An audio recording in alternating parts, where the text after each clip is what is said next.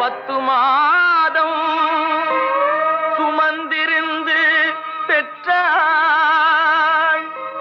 பகல் இரவாய் விழித்திருந்து வளர்த்தாள். வித்தகனாய் கல்வி பெற வைத்தாள். மேதினியில் நாம் வாழ செய்தாள்.